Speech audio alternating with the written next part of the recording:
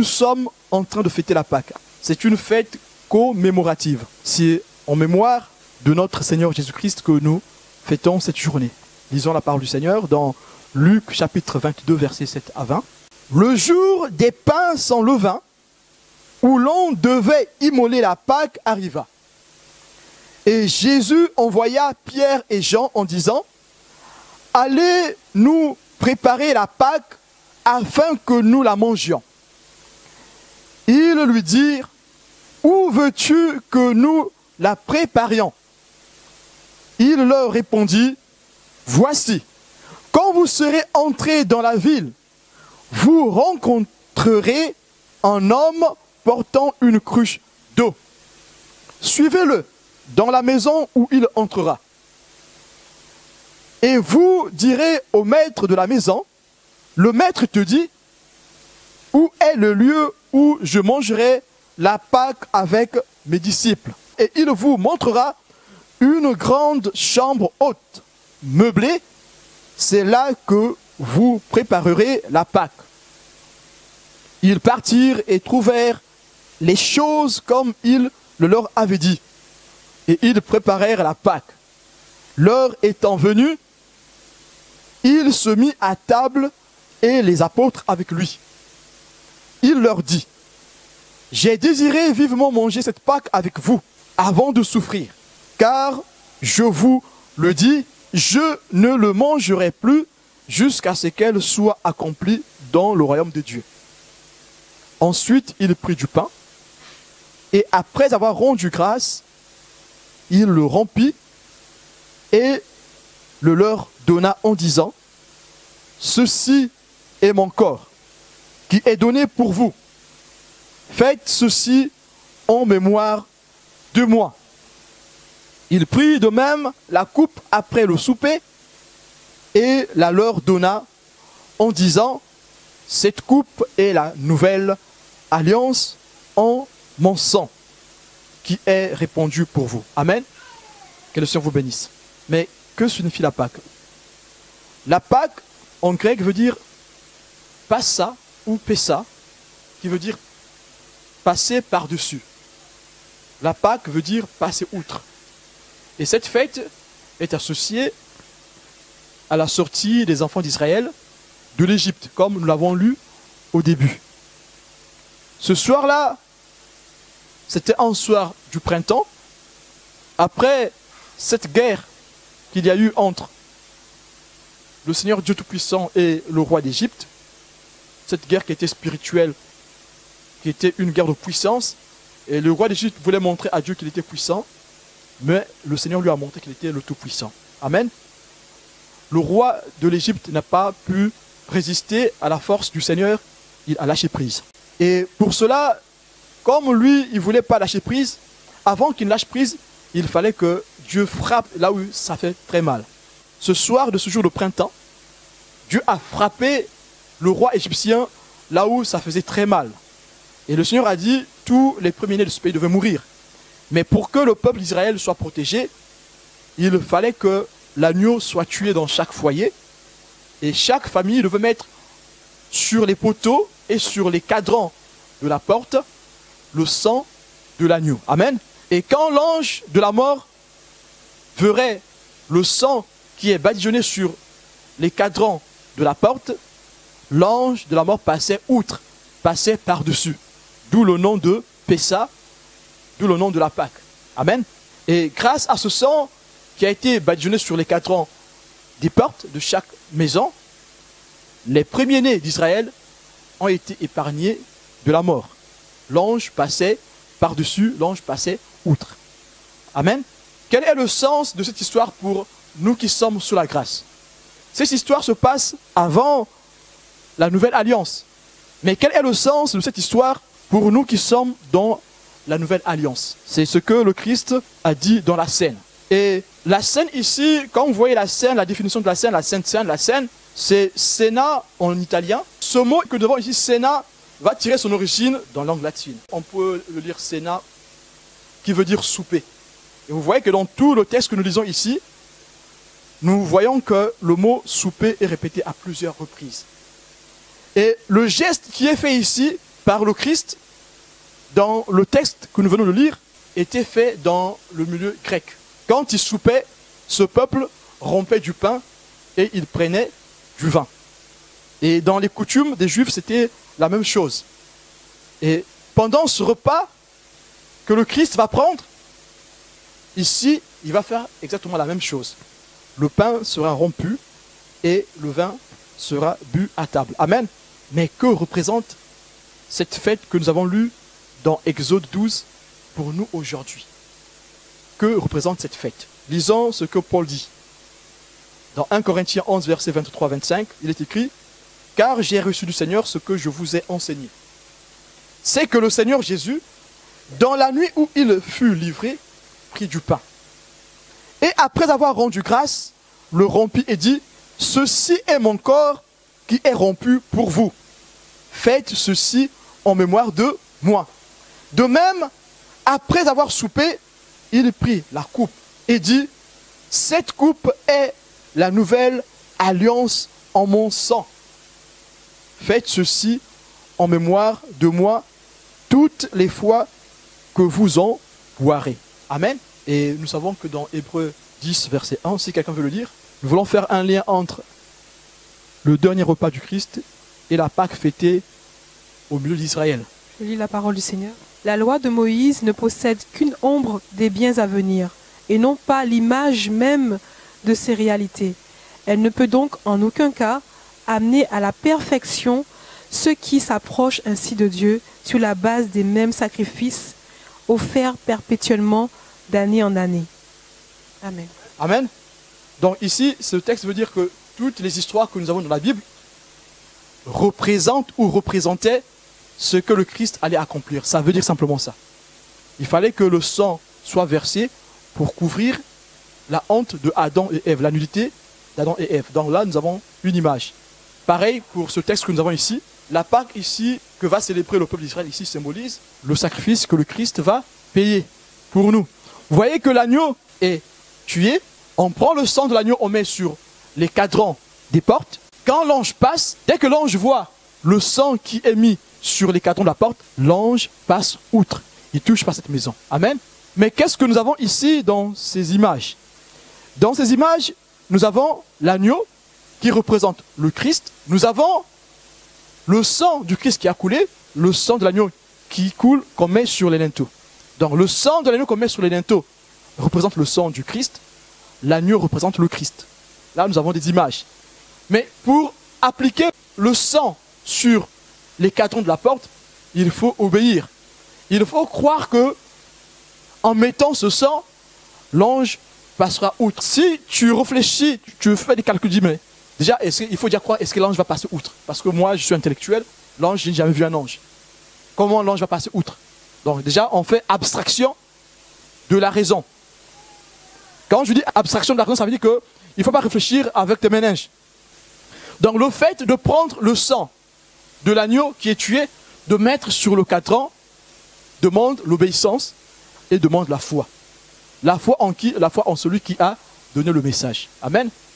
Donc le peuple d'Israël a été sauvé par la foi qu'ils avaient à obéir à ce qu'a dit Dieu par son serviteur. Amen. Nous sommes en train de faire un parallèle entre l'Ancien Testament et le Nouveau Testament. Nous avons dit que dans Hébreux 10, verset 1, la loi est une ombre des choses à venir. On va y arriver. Mais que représente le sang de Jésus dans la Nouvelle Alliance?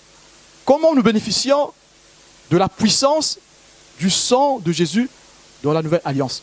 Nous avons vu que dans l'Ancienne Alliance, le peuple bénéficiait de la puissance du sang de l'agneau par obéissance en ayant foi en Dieu qui pardonne, qui protège. Amen.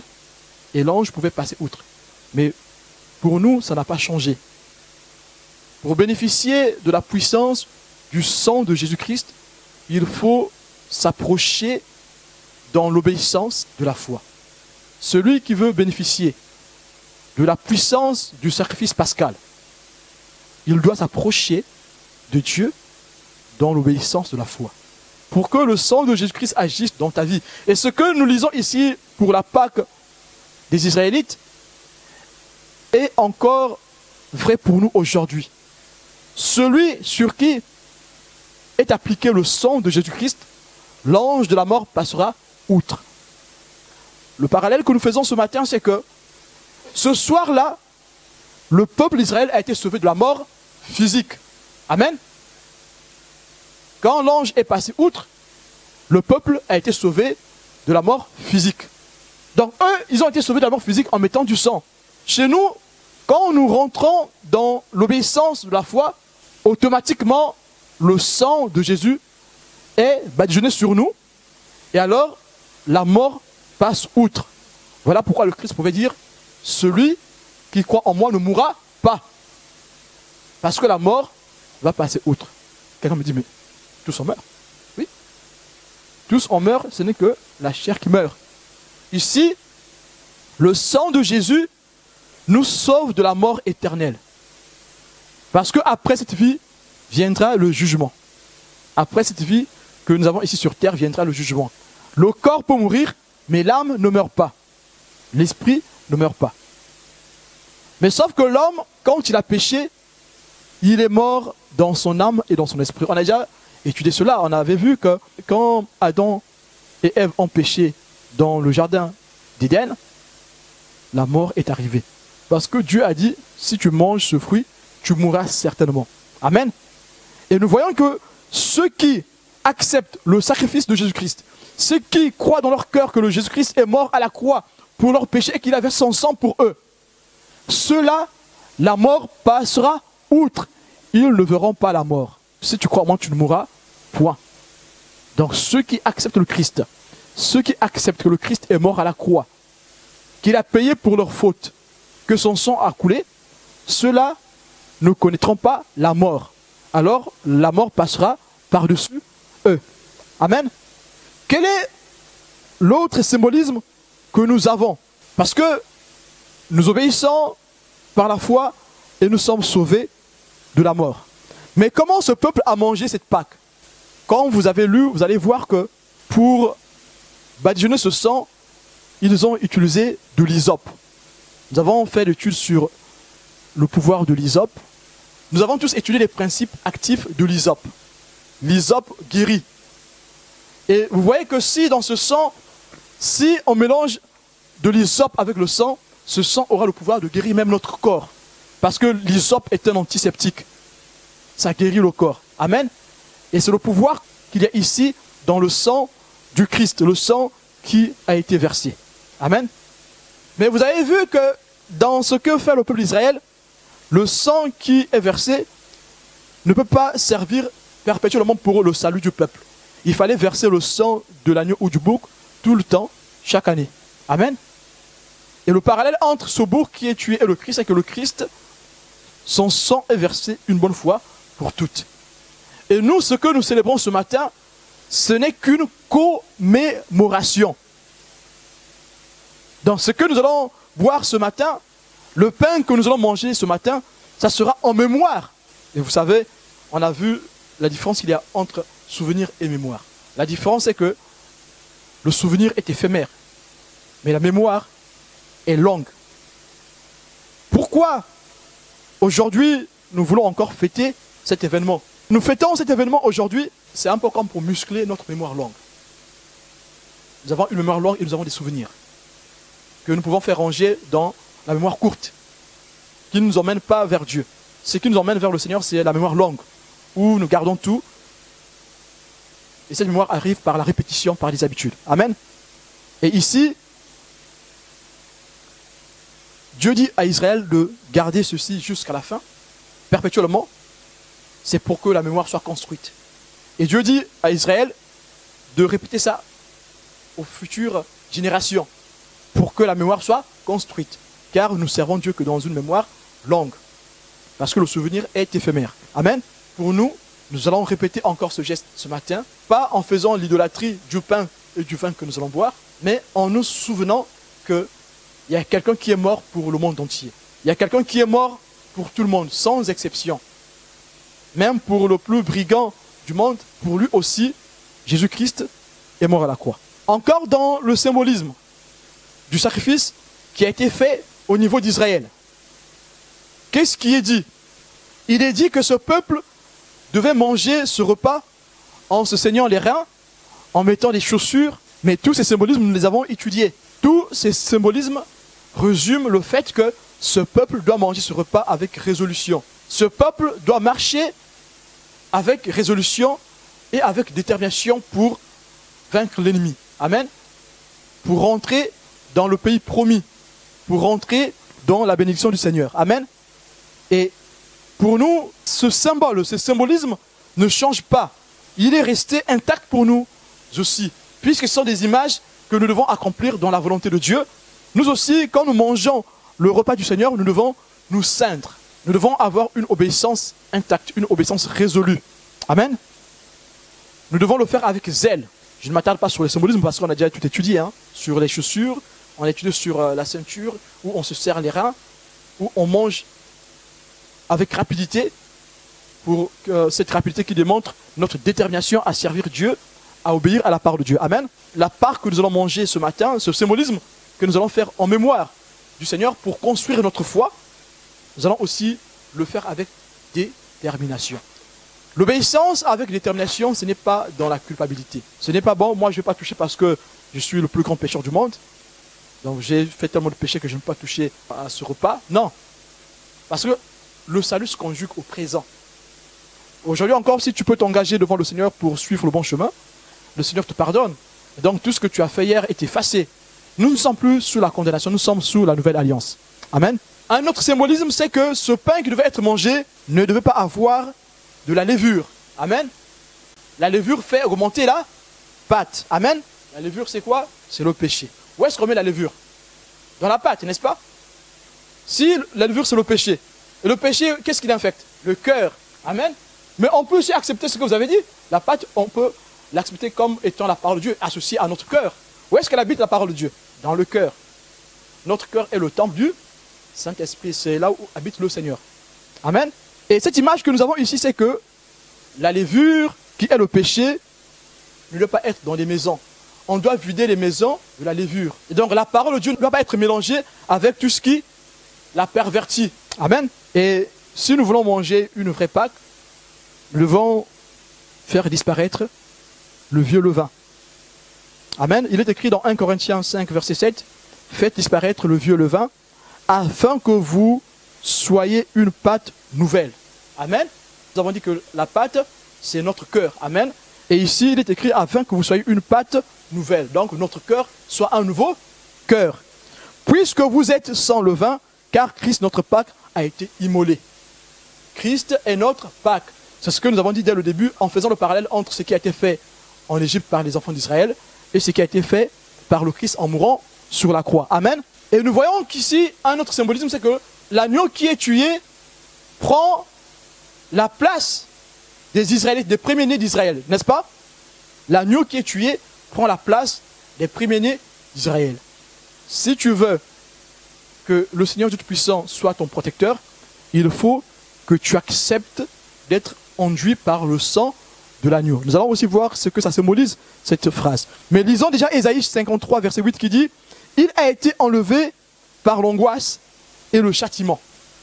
Et parmi ceux de sa génération qui a cru qu'il était retranché de la terre des vivants et frappé pour les péchés de mon peuple. » Celui qui accepte le sacrifice que le Christ a payé à la croix, alors se décharge de ses fardeaux. Si tu as des fardeaux, tu peux encore accepter que le sang de Jésus-Christ puisse avoir de l'influence sur toi, puisse agir dans ta vie. Et cette acceptation, comme nous l'avions dit, ne se fait que par la foi, par une obéissance de la foi. Il faut croire que Jésus-Christ a payé le prix pour toi. Et Ésaïe ici donne une prophétie qui va se réaliser dans la vie de notre Seigneur Jésus-Christ. Jésus est celui qui a vécu l'angoisse pour le péché de l'humanité. Jésus est celui qui a accepté d'être châtié pour le péché de l'humanité. Amen. Même 1 Pierre le dit encore. 1 Pierre 3, verset 18 dit « Christ aussi a souffert une fois pour les péchés, lui juste pour des injustes, afin de nous amener à Dieu, ayant été mis à mort quant à la chair, mais ayant été rendu vivant quant à l'esprit. » Amen. Ici, nous avons encore un symbolisme. On dit que Christ n'a pas péché. Il a souffert une fois pour les péchés. Lui, juste pour des injustes. Le peuple d'Israël a péché. Ils étaient sortis hors du champ de la protection de Dieu. Voilà pourquoi il fallait qu'un sang coule pour les protéger à nouveau. Et qui a pris la place de ce peuple? C'est l'agneau qui a été tué. Et son sang a été versé. Mais qu'est-ce que nous dit la parole de Dieu dans Exode chapitre 12? La parole de Dieu dit que l'agneau qui devait être tué devait être pur, saint, sans tache, sans défaut. Amen. Puisque l'agneau symbolise le Christ, nous voyons ici que le Christ a été sans péché. Le Christ a vécu comme un homme, vrai Dieu, vrai homme, mais le Christ a refusé le péché. Vous allez me dire, mais il n'a pas refusé, c'est normal. Non, c'est pas normal. Le Christ a vécu comme vrai homme, en même temps comme vrai Dieu. Mais pour qu'il réussisse sa mission, il fallait qu'il accepte d'obéir, une obéissance par la foi. Donc si le Christ n'a pas péché, ce n'est pas parce qu'il est Dieu, non. Il n'a pas péché en tant qu'homme parce qu'il a obéi à son Père. Amen. Voilà pourquoi ici, Pierre peut dire que il a pris les péchés, lui qui était juste, parce qu'il a fait des efforts pour ne pas pécher. Ce n'est pas facile pour lui. Hein. Et les enfants, vous croyez que c'était facile pour lui? Non, c'était difficile. Vous avez lu dans Matthieu 4, la tentation de Jésus. C'était difficile pour lui. Vous avez lu dans le jardin de Gethsémane. C'était difficile pour lui, il a porté l'angoisse. Il a accepté. Et l'angoisse de Jésus-Christ était tellement compliquée, élevée, que au lieu que sa peau sorte la sueur, sa peau sortait du sang. C'est un niveau extrême de l'angoisse. Quand l'angoisse dépasse notre entendement, quand le corps ne supporte plus la douleur, le corps peut emmener à rejeter le sang par les pores de la peau. Ce n'est pas un miracle. Ce qui s'est passé dans le jardin de Gethsémane, ce n'était pas un miracle, c'était biologique, c'était physiologique. Donc quand l'angoisse atteint une dimension extrême, alors au lieu de sortir la sueur, ça sera le sang qui sortira dans les pores de notre peau. Amen. Et nous voyons que le Christ a payé tout cela en tant qu'homme et il a supporté la charge, notre péché. Si tu as une charge, c'est mieux pour toi de la ramener au Seigneur. L'agneau pascal, celui qui porte le péché du monde, peut t'aider à porter cette charge. Tu perds ton temps à essayer de faire tes propres efforts pour réussir. Tu perds ton temps. Si tu t'avançais auprès du Christ, lui, il pouvait t'aider.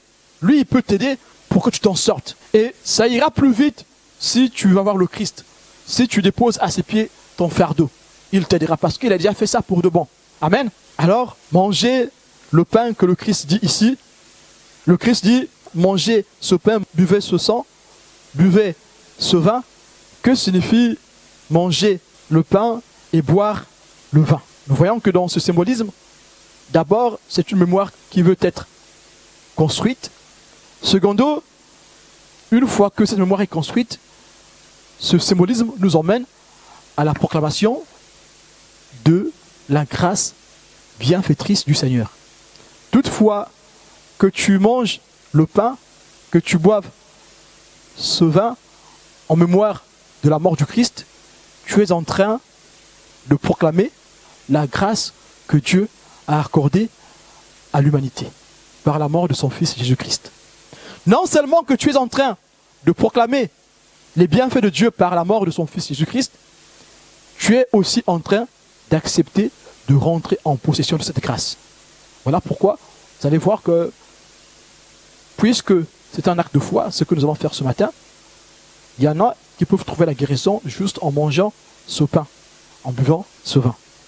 Parce que nous rentrons dans la grâce de Dieu en faisant ce symbolisme, en commémorant ce sacrement. Amen.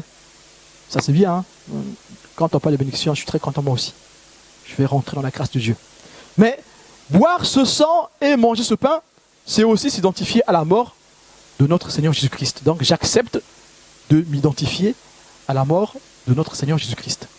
Et le peuple d'Israël, quand ils ont accepté de mettre le sang sur les linteaux de la porte, ils ont accepté de s'identifier à la mort de l'agneau.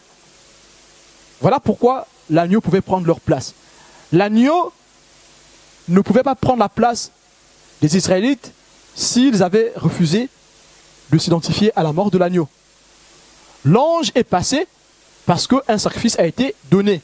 Et cette famille qui a mis le sang sur sa porte a accepté de rentrer dans la grâce qu'accorde l'agneau. Dieu, dans cette instruction, dit « Vous mangerez l'agneau rôti avec des plantes amères, afin de se souvenir de leur souffrance dans l'esclavage. » Toujours dans la construction de notre mémoire longue. Le Seigneur veut que notre mémoire longue soit construite dans l'obéissance afin de rentrer pleinement dans ses bénédictions. Quand tu boiras cette coupe, quand tu mangeras ce pain, souviens-toi d'où le Seigneur t'a tiré, dans quoi tu étais et comment le Seigneur t'a sauvé. Afin que le jour où la rébellion essaiera de monter dans ton cœur, que tu ne te parles pas, que tu te souviennes toujours, Seigneur, c'est vrai. Tu m'as sauvé de telles choses, tu m'as guéri de telles choses, tu m'as délivré de telles choses. Amen. Donc manger le pain et boire le sang de l'agneau, c'est s'identifier à la mort de Jésus-Christ. Et alors, la mort spirituelle passe par-dessus de nous. Amen. Vous pouvez lire cela dans 1 Corinthiens chapitre 10, versets 16 à 17. Et c'est là que nous pouvons maintenant voir, mais que symbolise cette coupe? Cette coupe que nous allons boire ce matin, que vous voyez là-bas. Cette coupe que nous allons boire ce matin, c'est une coupe de bénédiction. Voilà pourquoi il est très important de boire cette coupe avec une conscience éclairée, avec une conscience pure devant le Seigneur. Quand nous disons avec une conscience pure, cela ne veut pas dire avec une culpabilité, avec non, je me chicote, non, je me fouette. Non, c'est pas cela. Une conscience pure ne peut venir que d'une sincère repentance.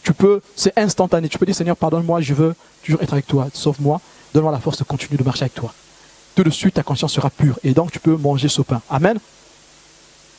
Donc la coupe que nous buvons ce matin, ce n'est pas la coupe de la colère de Dieu. Parce que la personne qui a pris la coupe de la colère de Dieu, c'est Jésus-Christ. Voilà pourquoi à la croix, il pouvait crier, mon Dieu, pourquoi m'as-tu abandonné? Parce que la coupe de la colère de Dieu par rapport à notre péché est tombée sur lui. Et donc en mangeant ce corps qui a été brisé, en s'identifiant à ce corps, nous aussi, notre corps peut être guéri. Amen. Donc vous pouvez lire 1 Corinthiens chapitre 10 verset 16 à 17 ou aussi 1 Corinthiens chapitre 11 verset 24 à 26. Si quelqu'un veut lire Hébreux 11 verset 28. Hébreux 11 verset 28. C'est par la foi qu'il fit la Pâque et l'aspersion du sang afin que l'exterminateur ne toucha pas au premier-né des Israélites. Amen. Amen. Nous aussi, c'est par la foi que nous acceptons le sang de Jésus-Christ afin que la mort passe par-dessus de nous. Et ce matin aussi, c'est par la foi que nous obéissons à cette commémoration. Amen. Pour nous, c'est un acte de foi. Et manger ce pain et boire ce sang, c'est une façon pour nous de marquer notre foi. Amen. Donc parmi les marqueurs de foi que le Christ nous a laissés, il y a la Sainte Seine. Amen. De même, eux pour rentrer dans le sacrifice pascal, ils ont cru. De même, nous aussi pour rentrer en possession du sacrifice pascal qui est le Christ, nous devons le faire avec la foi. De même, le peuple d'Israël, pour rentrer à Canaan, il fallait une alliance. Le peuple fait une alliance et l'alliance se fait par le sang. Et nous de même, pour que nous puissions rentrer dans la nouvelle alliance, il faut qu'il y ait le sang de l'agneau qui est le Christ, l'agneau pascal. Et par le sang du Christ qui a coulé sur le mont de Golgotha, nous pouvons rentrer dans la nouvelle alliance. Amen. Jérémie 31, verset 31 dit, « Voici les jours viennent, dit l'Éternel, où je ferai avec la maison d'Israël et la maison de Juda une alliance nouvelle. » Amen. Aujourd'hui, tu peux encore accepter de rentrer dans cette alliance. On ne rentre pas dans cette alliance par une foi religieuse, par une attitude religieuse, non. On rentre dans cette alliance par une attitude d'abandon. Je ne suis rien, je ne suis pas assez fort pour faire tout seul. Seigneur, prends ma vie, prends tout. Et donc, j'abandonne tout pour rentrer dans la nouvelle alliance. Amen. Hébreux 9, verset 15 à 18 dit, « Combien plus le sang de Christ, qui par un esprit éternel s'est offert lui-même, sans tâche à Dieu, purifiera-t-il votre conscience des œuvres mortes, afin que vous serviez le Dieu vivant. Et nous voyons ici le sang du Christ. Jésus purifie notre conscience. Donc si tu es venu ici avec une conscience qui te culpabilisait, mais rassure-toi encore ce matin que le sang de Jésus-Christ te pardonne. Le sang de Jésus-Christ te purifie. Ta conscience est pure. Tu peux alors t'avancer auprès du Seigneur pour manger sa Pâque. Amen. Verset 15. Et c'est pour cela qu'il est le médiateur d'une nouvelle alliance, afin que la mort étant intervenue pour le rachat des transgressions commises sous la première alliance, ceux qui ont été appelés reçoivent l'héritage éternel qui leur a été promis. Car là où il y a un testament, il est nécessaire que la mort du testateur soit constatée. Un testament, en effet, n'est valable qu'en cas de mort, puisqu'il n'a aucune force tant que le testateur vit. Voilà pourquoi c'est avec le sang que même la première alliance fut inaugurée. C'est ce que nous avions dit tout à l'heure. Moïse, après avoir prononcé devant tout le peuple tous les commandements de la loi, prit le sang des veaux et des boucs avec de l'eau, de la laine écarlate et de l'hysope, et il fit l'aspersion sur le livre lui-même et sur tout le peuple en disant: ceci est le sang de l'alliance que Dieu a ordonné pour vous. Le Christ, en mourant à la croix, a fait la même chose. De même que Moïse a aspergé le sang des veaux sur le peuple de Dieu, de même le Christ, en mourant à la croix, a aspergé son sang sur tous ceux qui acceptent la puissance de ce sang, acceptent la force de ce sang, acceptent la vie qu'il y a dans ce sang. Amen. Ce que nous faisons aujourd'hui est conforme à ce que dit la parole de Dieu, parce que si nous lisons dans Actes des Apôtres, l'Église primitive aussi célébrait la Pâque. L'Église primitive ne célébrait pas la Pâque qu'en avril, qu'au printemps. Non, l'Église primitive célébrait la Pâque tous les jours qu'ils se rassemblaient. Actes chapitre 2, versets 42 à 46. Je lirai juste une partie. Il est écrit: ils persévéraient dans l'enseignement des apôtres, dans la communion fraternelle, dans la fraction du pain et dans les prières. Ils persévéraient. Donc si tu fais ça une fois par an, c'est que tu ne persévères pas. Aujourd'hui, le Seigneur nous demande de rentrer dans la Pâque et de persévérer dans la fraction du pain. Nous avons eu par le Christ une réelle signification de la Pâque, donc sa mort. Donc fêter la Pâque pour nous, c'est accepter la mort du Christ et vivre la mort du Christ, s'identifier à la mort du Christ. Donc, dans l'obéissance par la foi, en acceptant ce que dit la parole de Dieu par la foi. Même si nous n'avons pas la force pour obéir à cette parole, nous pouvons dire: Seigneur, j'ai pas de force, mais je sais que tu es fort parce que tu es mort pour ça. Amen. Ils étaient chaque jour tous ensemble assidus au temple. Ils rompaient le pain dans les maisons et prenaient leur nourriture avec joie et simplicité de cœur. Nous voyons ici que ce sacrifice qui est fait nous unit aussi. Non seulement que ce sacrifice nous guérit, nous sauve, nous donne la vie éternelle, le sacrifice du Christ nous unit. D'où on parle du corps de Christ. Le fait que le corps du Christ soit rompu, cela nous entraîne à l'unité. Et donc l'Église est unie. Tous ceux qui acceptent la puissance du sang de Jésus-Christ sont unis en Christ. Et donc nous sommes unis. Voilà pourquoi nous sommes devenus frères et sœurs. Amen. Ce matin, le Seigneur veut que nous puissions encore l'expérimenter. Que nous puissions nous sentir unis dans le corps du Christ. Et si nous sommes unis dans le corps du Christ, le problème de mon frère, ça sera aussi mon problème. Amen. Mais aussi, la réussite de mon frère, ça sera aussi ma réussite. Souvent, c'est les problèmes qu'on aime partager, les problèmes on les partage, mais les réussites on ne les partage pas. Le Seigneur veut que nous puissions être unis dans la foi par le Christ. Si nous sommes unis dans la foi par le Christ, alors rien ne pourra nous séparer. Ni les problèmes, ni même la mort, ni les contradictions,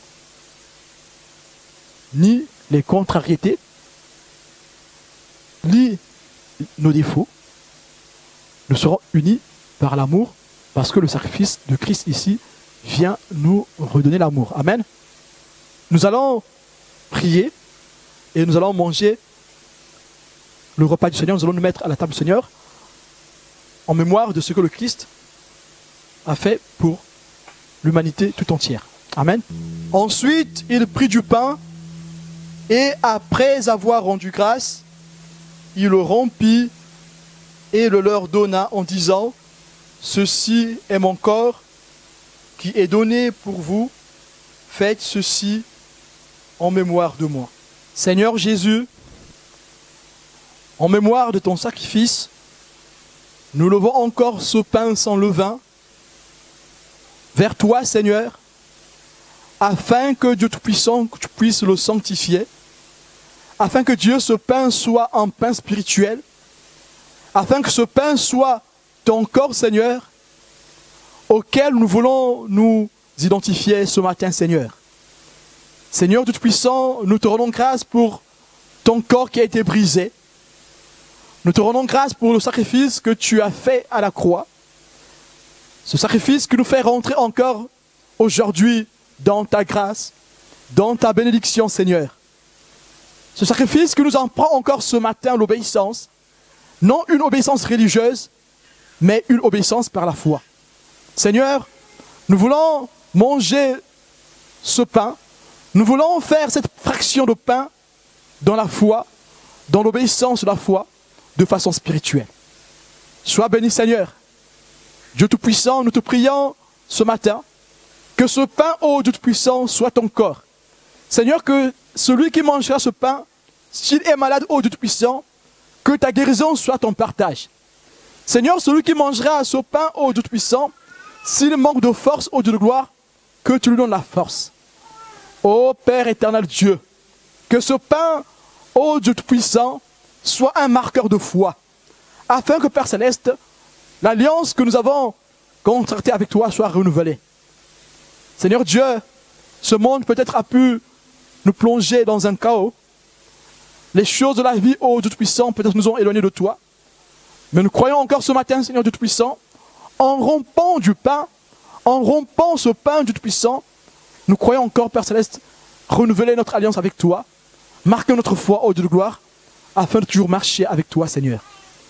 Dieu Tout-Puissant, nous prions aussi pour ceux qui ne pourront pas manger ce pain parce qu'ils n'ont pas encore fait l'engagement public, ils ne sont pas encore passés par le baptême. Mais Dieu Tout-Puissant, eux aussi, Père Céleste, ils sont autour de cette table.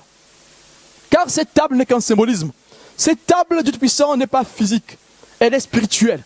Et toutes ces personnes en ce lieu qui accepteront, Dieu Tout-Puissant, de se mettre avec toi à cette table, reçoivent la guérison dans leur corps, la guérison dans leur âme, la guérison dans leur esprit, Seigneur. Que tous ceux qui sont là en ces lieux, mais ceux aussi qui n'ont pas pu venir en ces lieux, Dieu Tout-Puissant, puissent recevoir ta guérison, la guérison du corps, de l'âme et de l'esprit, par la fraction du pain, dans le nom puissant de Jésus-Christ. Et nous prenons ce repas avec action de grâce. Amen. Pendant ce chant, tu peux prier dans ton cœur. Alléluia. Tu peux réaliser ces paroles qui sont données ici. Tu peux encore te réconcilier avec Dieu en écoutant ce chant. Alléluia. Alléluia. Que ceux qui sont engagés publiquement dans le Seigneur viennent se servir le repas du Seigneur. Priez ensemble. Alléluia. Pour nous identifier à cette commémoration, à ce geste. Alléluia. Prions tous le Seigneur. Confie-toi dans le Seigneur. Alléluia. Tu peux encore prier ce matin. Prie comme le Seigneur Dieu Tout-Puissant t'inspire.